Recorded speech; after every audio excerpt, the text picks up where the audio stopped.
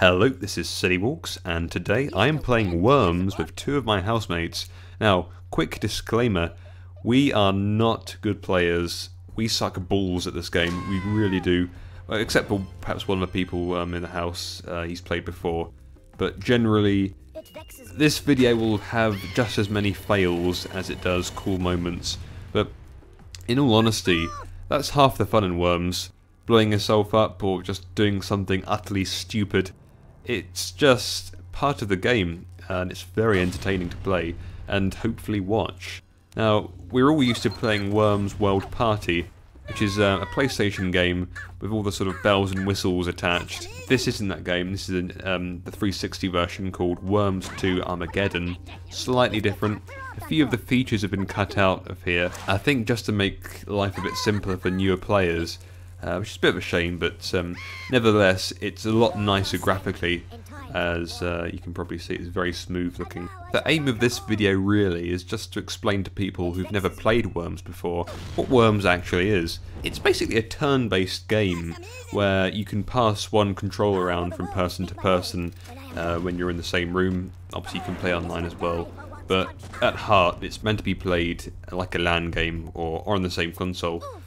So what it is, you are essentially controlling a team of worms, and your goal is to be the last worm standing by sort of blowing up the other worms or just killing them or drowning them.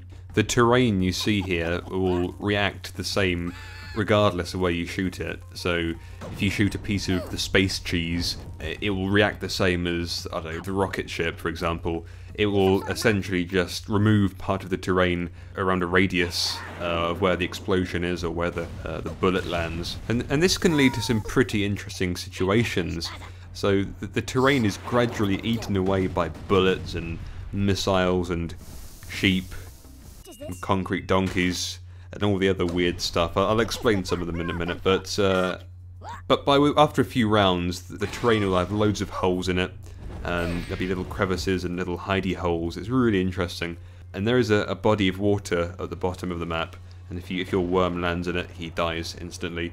So you can use the rockets and things just to bury down into the water and kill other guys. There's a lot of different tactics you can use there. One of the main attractions of Worms is that it's so insane and zany. You gotta love it. I mean, the main example of this is the weapon selection. So for example, the main weapon you have, the default weapon, is a bazooka, and you can fire this as many times as you want throughout the game, obviously once per turn. There's also the standard weapons like a pistol, shotgun, Uzi, and then there's the slightly more crazy weapons. There's a sheep, and you blast the sheep out, and then you can sort of set it off, and it explodes, destroys a load of stuff. There's a banana bomb. You can drop it from the sky, the banana lands, splits into 5 more bananas, and they each explode, doing loads of damage. What else is there? Oh, there's the concrete donkey. Apparently something to, I think it's that Team 17 made this game, and there's some sort of concrete donkey literally outside their office or something, and they thought they'd put it in the game. So you drop this massive donkey from the sky, and it just drops through to the bottom, taking out all the terrain and the worms and anything else it touches. There's various grenades. There's a holy hand grenade. There's, well, in World Party there's an old lady who would explode for no apparent reason, but you know, pretty cool. You can also, instead of shooting someone, you can just get about using a ninja rope, so you can pull yourself up to the ceiling and then drop down on some worm and drop dynamite on his head or something. Pretty crazy. There's also earthquake, just shakes the whole map and all the worms are thrown off. There's Armageddon, which sort of sends meteorites from the sky raining down on the map, just destroying everything.